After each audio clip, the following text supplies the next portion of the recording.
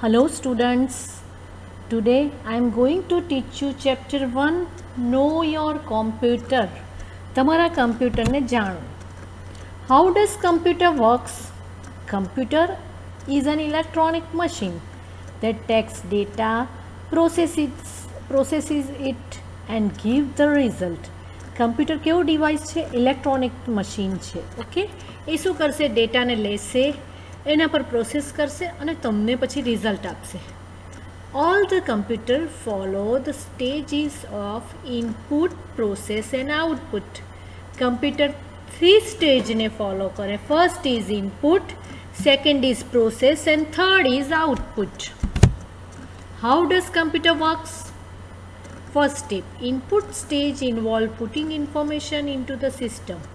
પહેલું સ્ટેજ છે એની અંદર ઇન્ફોર્મેશન સિસ્ટમમાં જશે.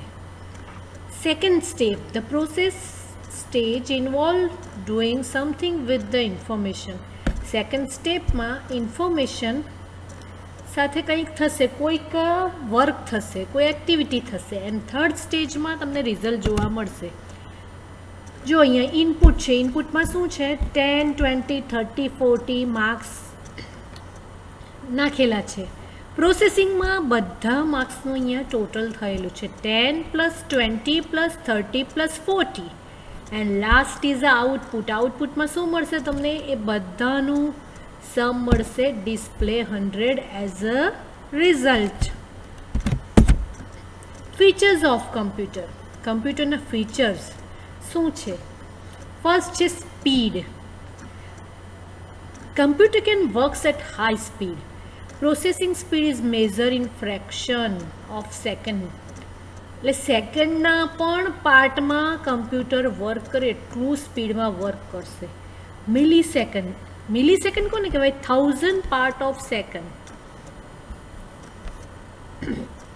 કિલોવોટ્સ. Micro second, millionth part of સેકન્ડનો મિલિયન્થ પાર્ટ, એને કહેવાશે mega hertz. Nano second, a billionth part of second, એને કહેવાશે giga hertz.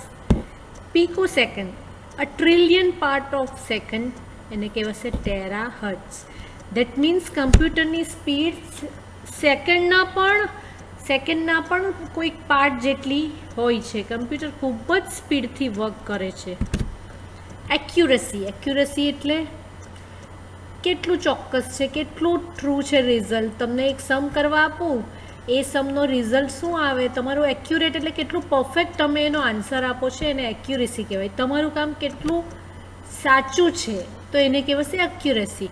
Computer does not make any mistake unless the user give a wrong instruction. હવે તમને એમ કીધું ટીચરે કે 40 + 50 કરો. ઓકે, 40 + 50 તમે કરી દીધા 90. ઓકે, તો ઘણીવાર એવું કરે કે 40 + 40 લખી દીધા કોઈએ, તો આન્સર આવી ગયો તમારો 80. તમારો આન્સર રાઈટ છે, પણ તમે ટીચર ઇન્સ્ટ્રક્શન આપી 40 + 50 એ ફોલો નથી કરી, એટલે તમારું રિઝલ્ટ આવી ગયું રોંગ. સેમ થિંગ કમ્પ્યુટરને તમે ઇન્સ્ટ્રક્શન જો રોંગ આપશો ને તો જ કોમ્પ્યુટર તમને રોંગ રિઝલ્ટ આપશે. અધરવાઇઝ કોમ્પ્યુટર 100% સાચું રિઝલ્ટ આપે, તો એને કહેવાશે એક્યુરેસી. Computer are 100% accurate.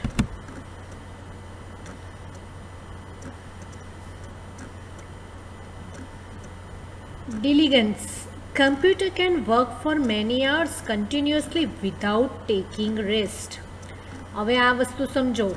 કમ્પ્યુટરને રેસ્ટ નહીં આપો તો પણ ઘણા બધા કલાક કમ્પ્યુટર વર્ક કરે. એટલે શું? આપણને એક જ કામ સવારથી સાંજ કરવા આપ્યું કે સવારથી સાંજ ટીચર તમને મેથ્સ જ ભણાવે છે, તો તમે એકના એક કામથી કંટાળી જાઓ અને તમારી સ્પીડ પણ ઘટી જાય. પણ કમ્પ્યુટર કોઈ દિવસ એવું નથી કહેતું કે ના મારે આ કેલ્ક્યુલેશન કરવું નથી. તો કમ્પ્યુટર કન્ટિન્યુઅસલી વર્ક કરે અને થાકતું પણ નથી. Versatile. Computer is a versatile machine. એટલે શું? વર્સેટાઇલ એટલે વેરાયટી ઓફ વર્ક કરે.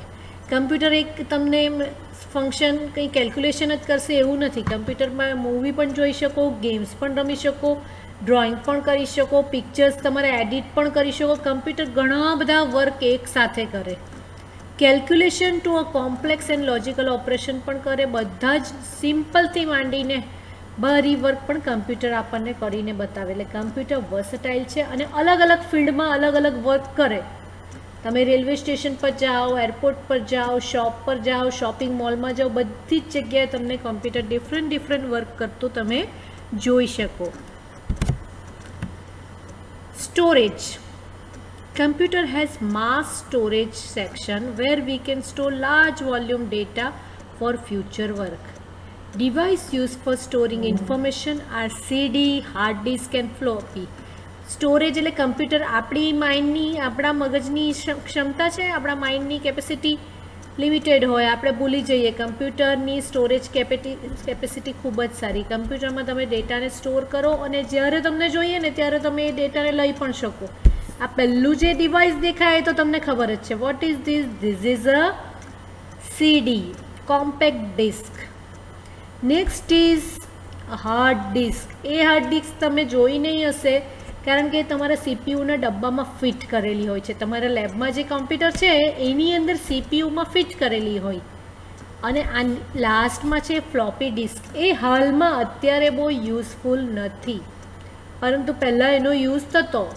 સીડી બધાએ જોઈ જશે અને હાર્ડ ડિસ્ક તમારા કમ્પ્યુટરના સીપીયુની અંદર હોય. તો સ્ટોરેજ ડિવાઇસ એટલે કમ્પ્યુટરના બધા ડિવાઇસમાં તમે ડેટાને સ્ટોર કરી શકો.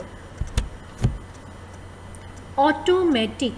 Once the instruction to do any work is given to computer, does its work automatically by itself.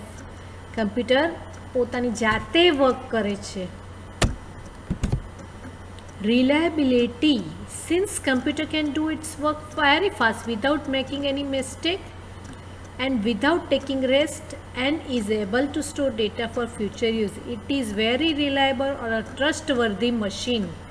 Computer બધા જ કામ કરે, ફાસ્ટ વર્ક કરે, ભૂલ કરતું નથી, રેસ્ટ લેવાની પણ જરૂર પડતી નથી, ડેટાને લોંગ ટર્મ માટે સ્ટોર કરે છે. એટલે કમ્પ્યુટર એક વિશ્વાસપાત્ર આપણી પાસે સાધન છે કે જેનો આપણે યુઝ કરી શકીએ, જેમાં આપણે આપણા કોન્ફિડેન્શિયલ, આપણા સિક્રેટ ડેટા પણ રાખી શકીએ, ઇમ્પોર્ટન્ટ ફાઇલ પણ સેવ કરી શકીએ અને તમને જ્યારે ઈચ્છા થાય ત્યારે એ ફાઇલને તમે જોઈ પણ શકો. Very familiar with the word in and out. Now it is important to know about input and output. Input, the thing that is given to a machine to work on, is called input. For example, when you make mango shake, you put mango, sugar and milk in the mixer grinder. These things are called input. Output, the things which we get from machine after it works, are known as output. In the above example, the mango shake given by the mixer grinder is the output. There are some more inputs and outputs. Input, dirty clothes, washing machine. Output, clean clothes. Input, petrol, car. Output, energy for running. Input, numbers, calculator. Output, sum or result. Input, words, numbers and codes. Computer.